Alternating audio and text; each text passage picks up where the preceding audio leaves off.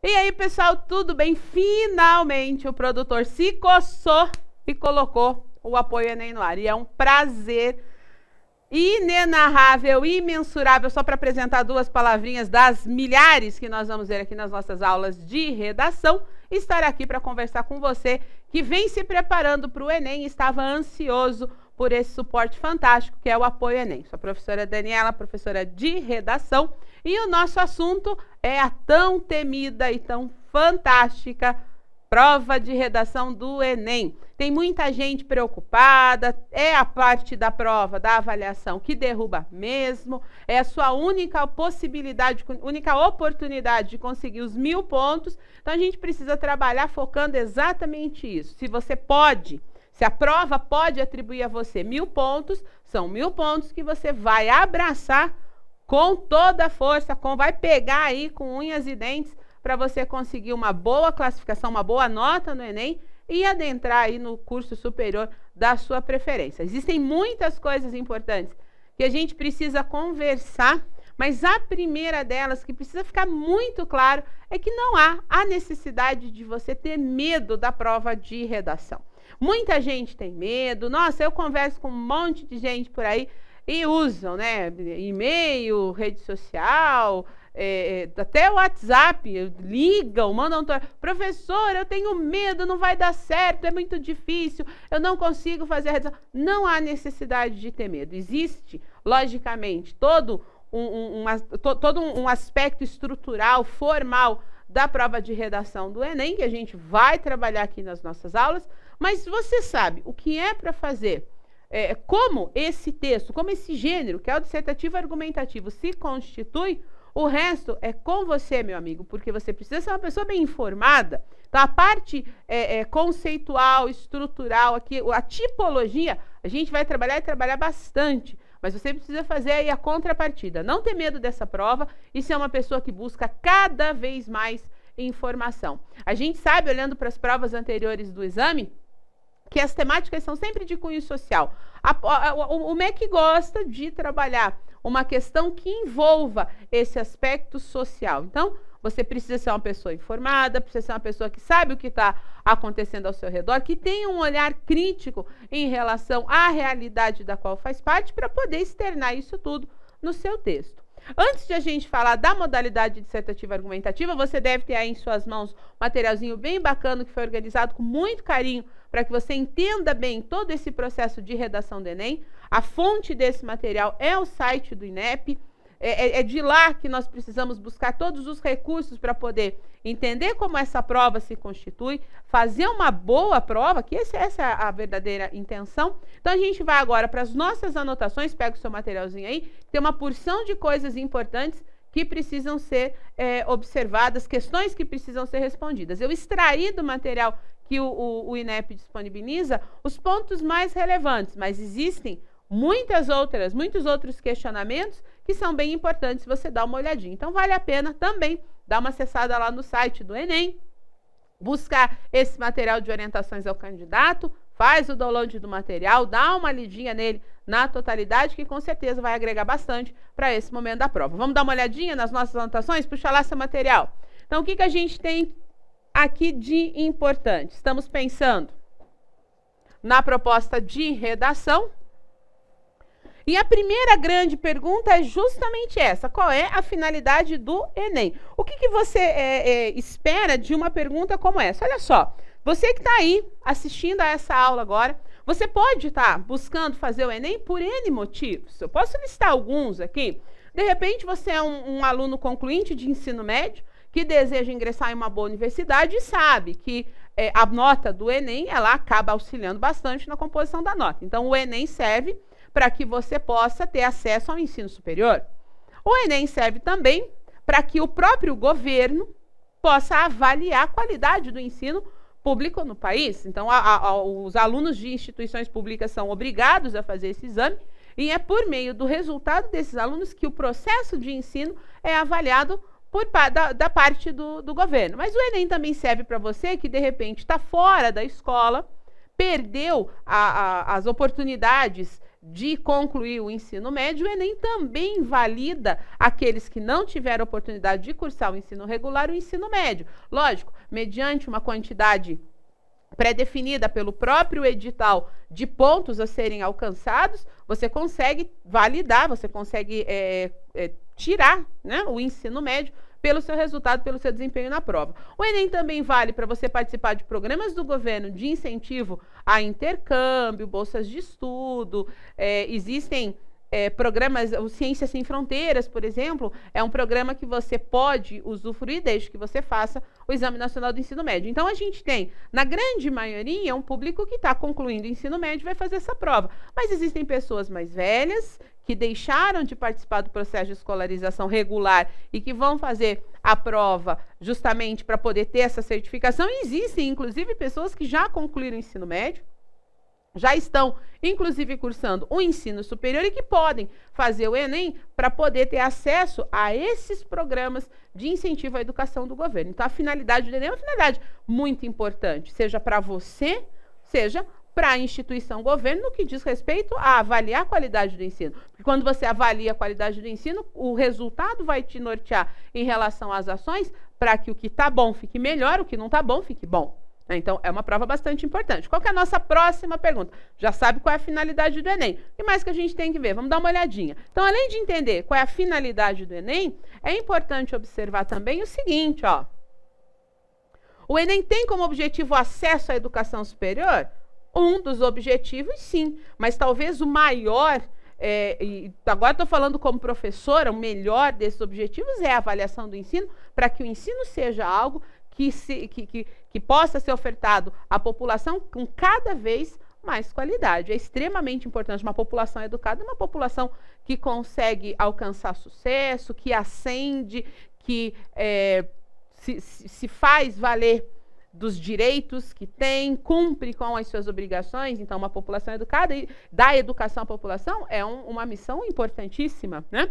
Então, a finalidade do exame é um exame de avaliação, mas também de possibilidade de ingresso em outros níveis de ensino. Serve para o acesso ao ensino superior? Sim, serve para o acesso ao ensino superior. O que mais que a gente tem aqui?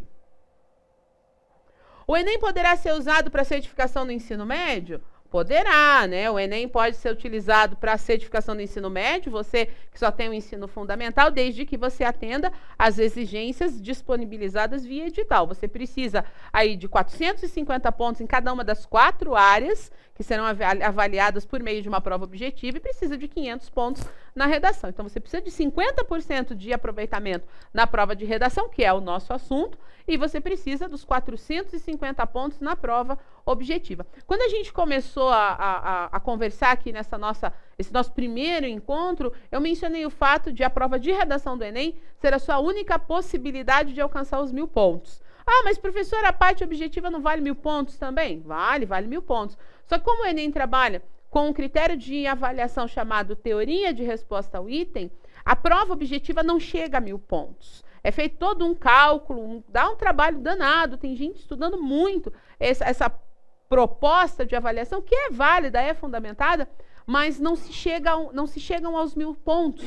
O que você consegue na parte objetiva é chegar próximo de 900, 950 pontos. Por isso, para a certificação do ensino médio, os 450 pontos como mínimo necessário. Ah, professora, mas eu consegui lá 439. Eu vou conseguir ser certificado? Não, não vai. Infelizmente, não vai. 450 pontos, sem choro, sem mimimi, 450 pontos em cada uma das 4 áreas que são avaliadas. A gente já vai falar sobre essas áreas também. O que mais nós temos aí sobre o Enem? Tem um monte de pergunta aqui, isso é importantíssimo para você organizar o seu estudo. O Enem ele é composto por 4 provas objetivas, que eu acabei de mencionar aí a vocês. Cada uma dessas provas tem 45 questões, mais uma proposta de redação. Aí você pensa assim, caramba, professora, é questão para dedéu. É verdade, são muitas questões. São 180 questões, só que essa avaliação ela é feita em 2 dias. 90 questões num dia, 91 no segundo dia. Então, no primeiro dia,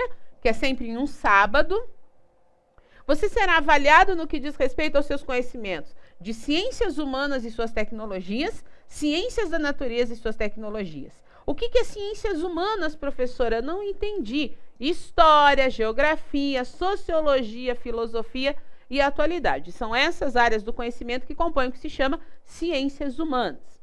Na parte de, olha lá, ciências da natureza e suas tecnologias, o que o Enem vai trabalhar? Vai trabalhar cobrando de você conhecimentos que envolvam conceitos de biologia, física e química.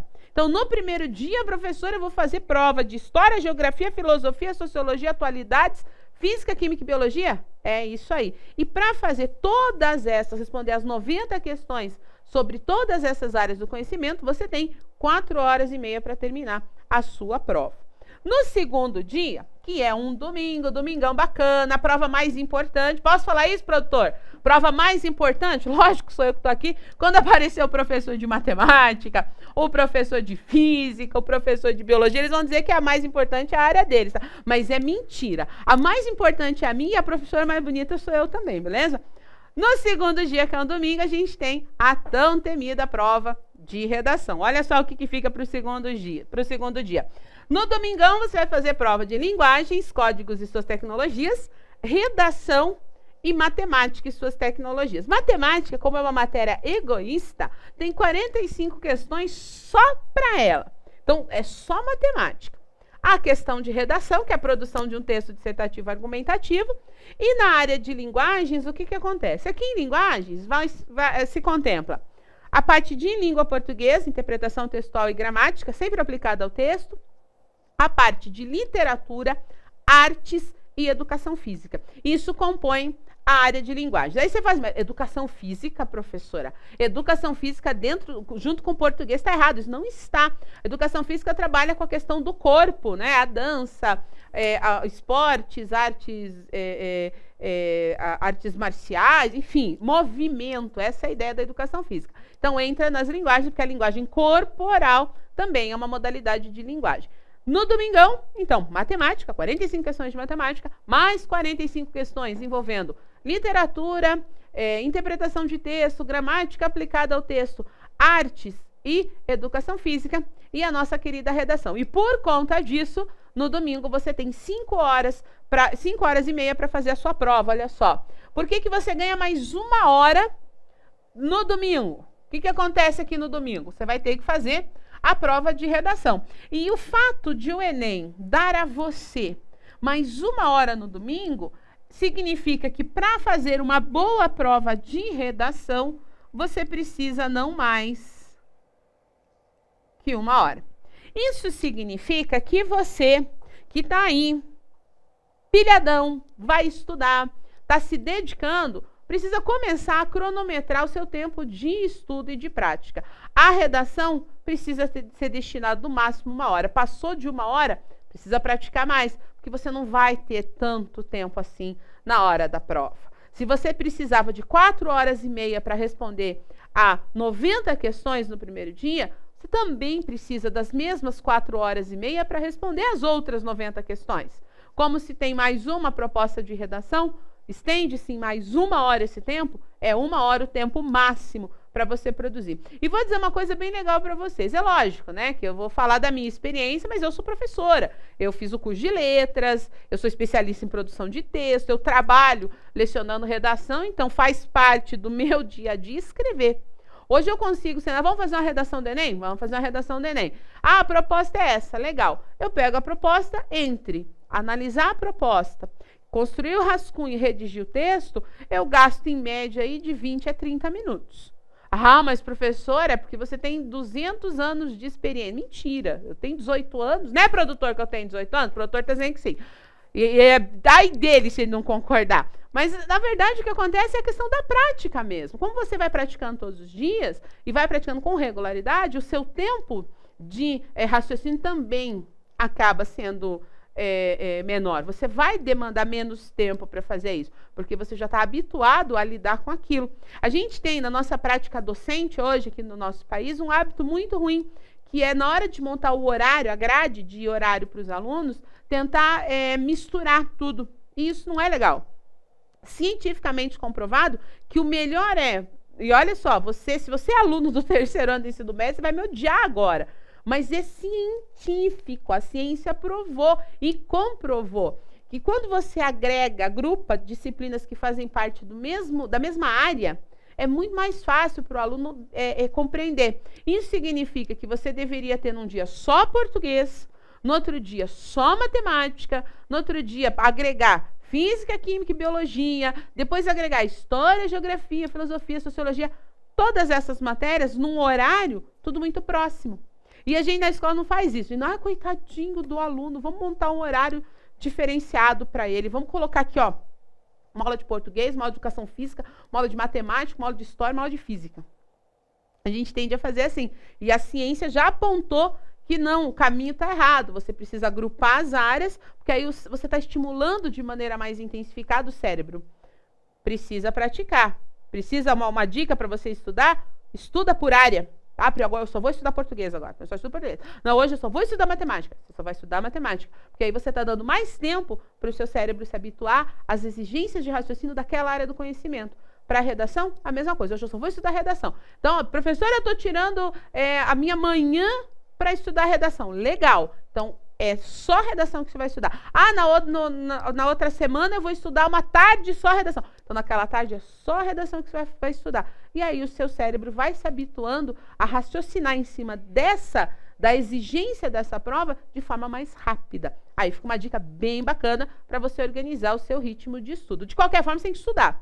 E de qualquer forma, você tem que praticar. O que mais que a gente tem lá no material? Vamos dar uma olhada? Então, no segundo dia, você vai fazer a sua provinha aí de redação. E como redação é a matéria mais importante, pelo menos para mim, vou até fazer um coração aqui para você, certo? O que mais que tem de bacana aí que a gente tem que observar? Que tipo de caneta pode ser usado no dia da prova?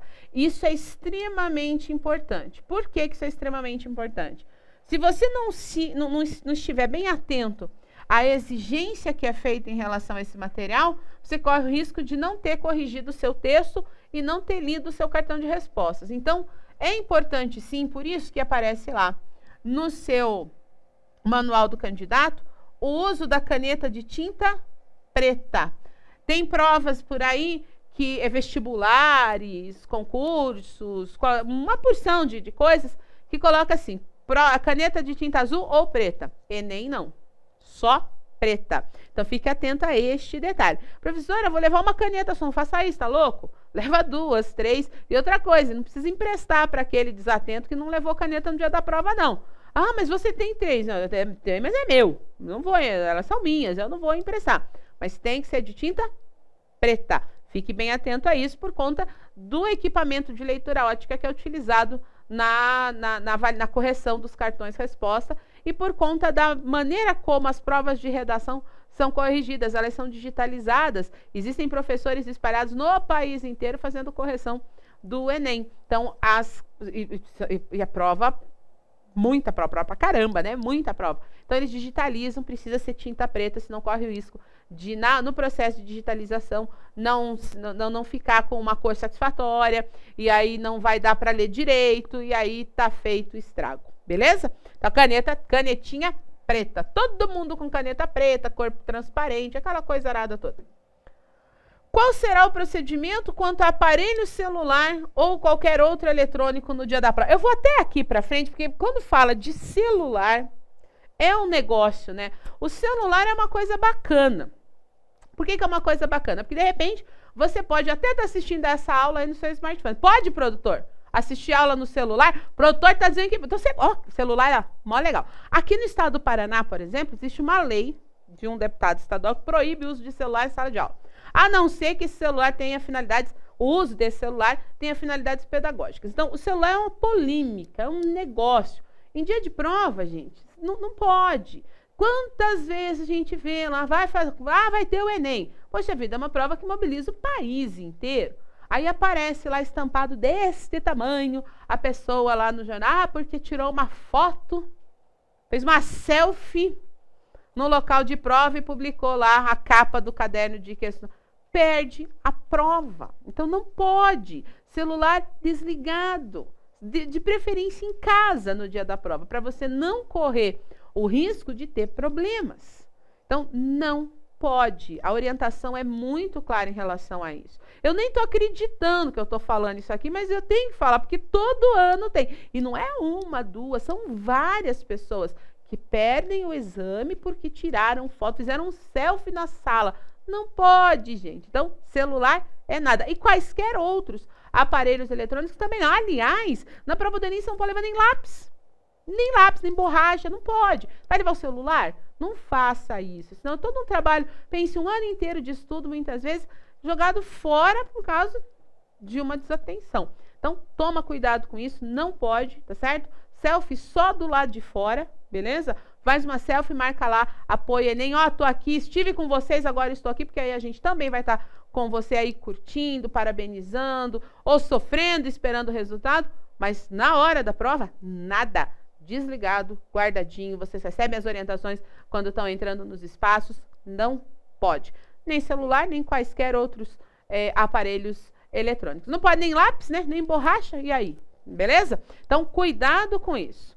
Aparelho celular, qualquer outro eletrônico, sempre desligado e guardadinho na mala. Não seja mané, não leve o seu celular. Outros objetos proibidos? Lápis, borracha, apontador, estojo, não pode. Não, é só caneta preta e você... Ah, uma colega disse, acho bem legal, o cérebro tem que levar, tem que estar acordado para fazer a prova. Professora, tem gente que dorme? Tem gente que dorme. Tem gente e o fiscal, aí você fala assim, ah, mas o aplicador de prova é sacana. Não, ele não é. O trabalho dele é aplicar a prova, não é acordar o cara que está dormindo.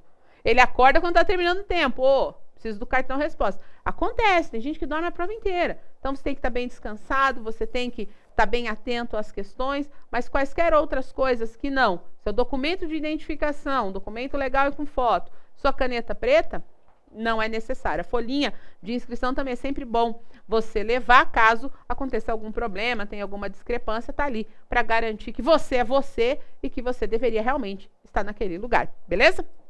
Que mais? Só perguntas e redação. Aí, ó, chegou na redação.